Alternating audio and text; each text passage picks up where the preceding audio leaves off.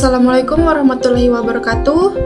Perkenalkan, nama saya Sastika Ramadhani dari Prodi D3 Kebidanan dengan NIM 2024-02009. Di video kali ini saya akan membahas materi tentang manusia, sains, teknologi, dan seni.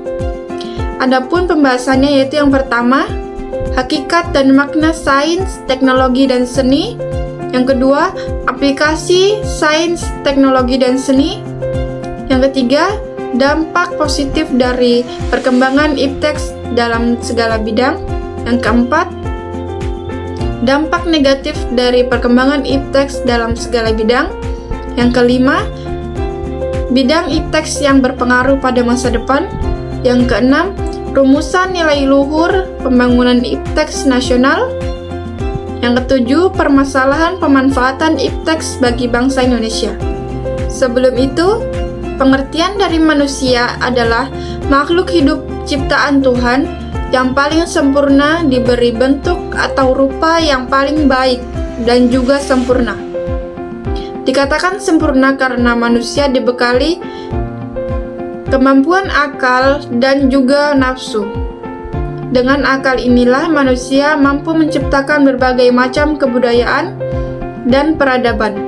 Selanjutnya, hakikat dan makna sains. Sains berasal dari kata scientia yang berarti ilmu pengetahuan. Ilmu merupakan pengetahuan yang sudah mencapai taraf tertentu, yang sudah memenuhi sistematika, memiliki objek kajian, dan metode pembahasan atas kajian tersebut. Pengetahuan. Pengetahuan merupakan segala sesuatu yang kita ketahui. Sains merupakan ilmu yang bermanfaat teoritis, sehingga sains tidak memiliki wujud yang hanya bisa dipelajari, serta nantinya akan menghasilkan teknologi. Cara sains mengkaji sesuatu adalah dengan melakukan pengamatan langsung, menguji, dan kemudian merangkai dengan hal tersebut bisa terjadi. Sains dikatakan sebagai ilmu karena sains memenuhi unsur-unsur dari suatu ilmu, yaitu yang pertama, sistematis. Yang kedua, adanya objek kajian. Yang ketiga, adanya ruang lingkup kajian. Yang keempat, memiliki metode yang diterapkan serta dikembangkan. Selain mengkaji ilmu, pengetahuan juga perlu dipelajari dan dipahami. Pengertian dari pengetahuan sendiri adalah pengalaman yang bermakna dalam diri tiap orang yang tumbuh sejak dilahirkan.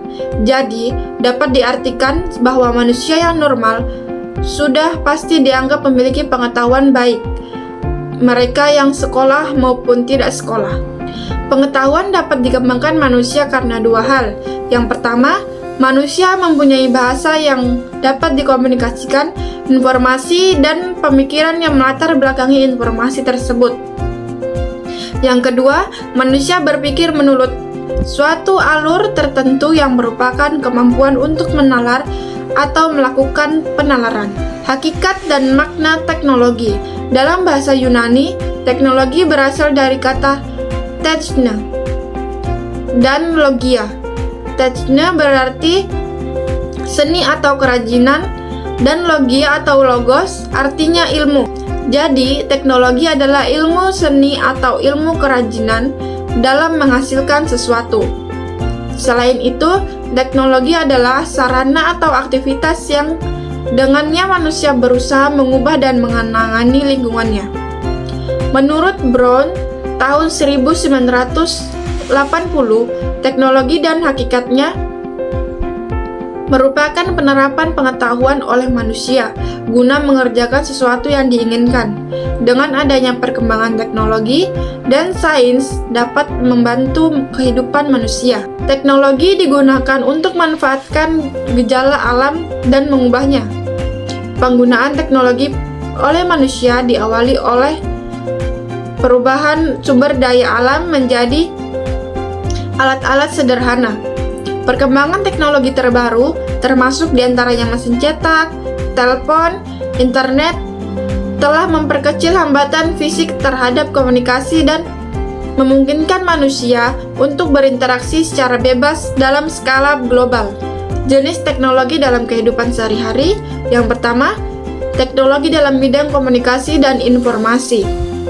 Teknologi yang mempermudah manusia dalam komunikasi dan menyampaikan informasi kepada satu sama lain dengan tepat dan cepat. Contohnya, website, televisi, radio, dan sebagainya. Yang kedua, teknologi dalam bidang transportasi.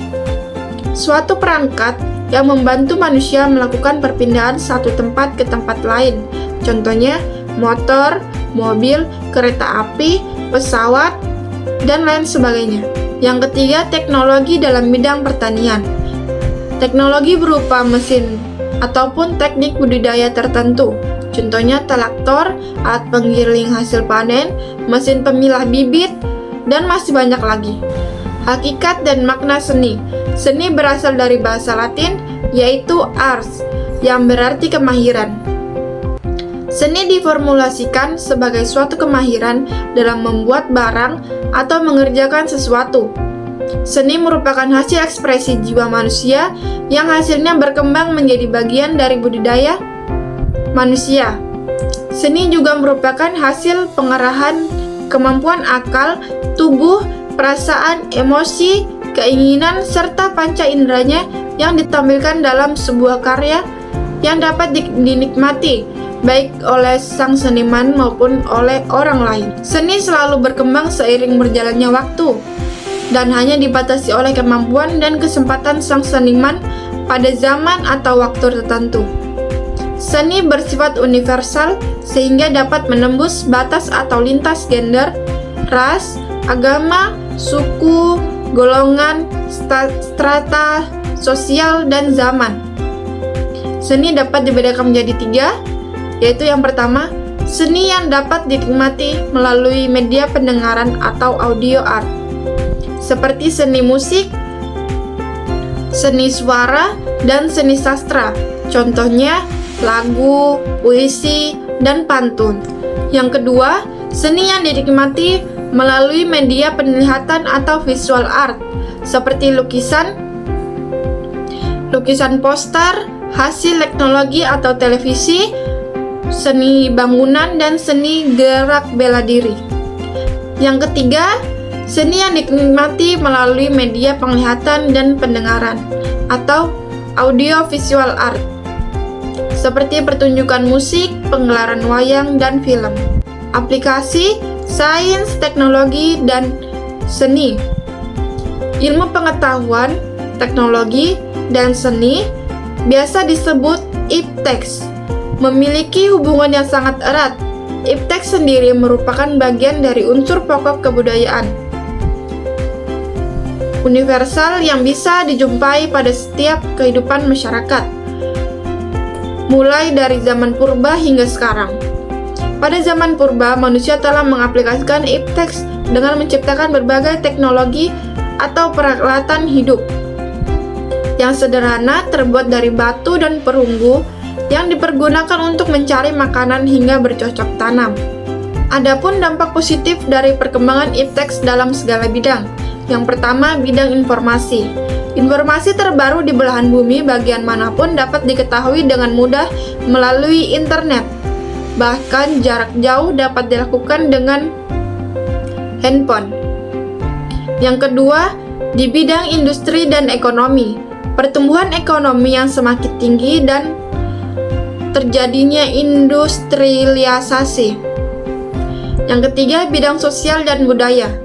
Meningkatnya rasa percaya diri dari tekanan dan kompetisi yang tajam di berbagai aspek kehidupan sebagai konsekuensi globalisasi akan melahirkan generasi yang disiplin, tekun, dan pekerja keras.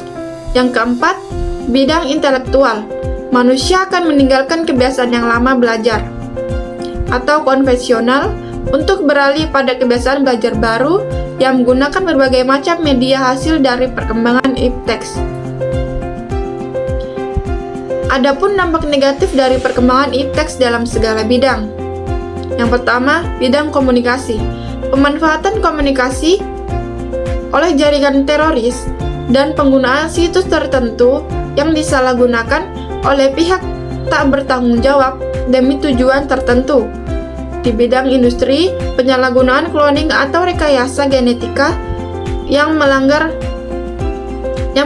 kodrat alam.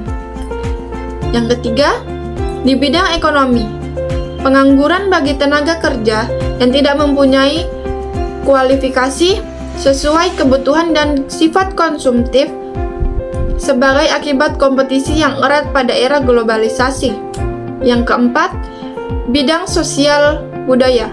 Menurunnya moral-moral di masyarakat khususnya di kalangan remaja dan pelajar, serta pola interaksi antar manusia berubah menjadi lebih tertutup. Yang kelima, di bidang lingkungan, kerusakan lingkungan fisik serta merusak kesehatan yang diakibatkan oleh lingkungan kotor. Contohnya polusi udara, air, tanah, adanya kebisingan dan efek yang timbul dari rumah kaca.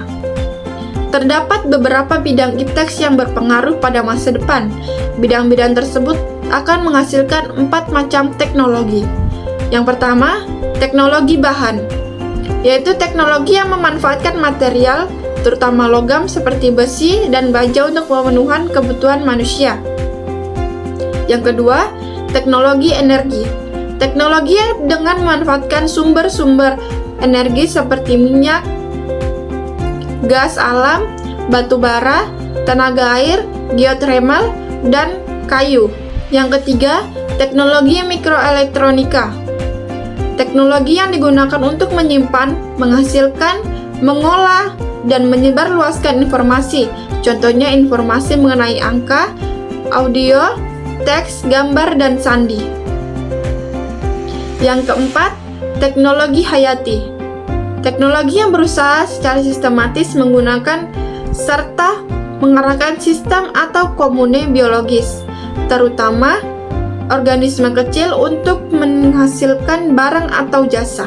Terdapat 4 rumusan nilai luhur pembangunan ipteks nasional yang digunakan untuk mempertanggungjawabkan pelaksanaan dan penerapan ipteks. Yang pertama, accountable. Penerapan harus dapat dipertanggungjawabkan baik secara moral, lingkungan, finansial, bahkan dampak. Yang kedua, visionary.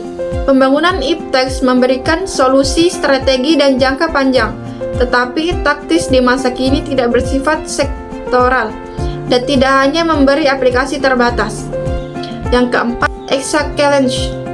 Keseluruhan tahapan pembangunan ipteks mulai dari fase inisiasi, perencanaan, pelaksanaan, pengawasan, evaluasi, implikasi pada bangsa harus baik dan yang terbaik untuk berusaha menuju yang terbaik.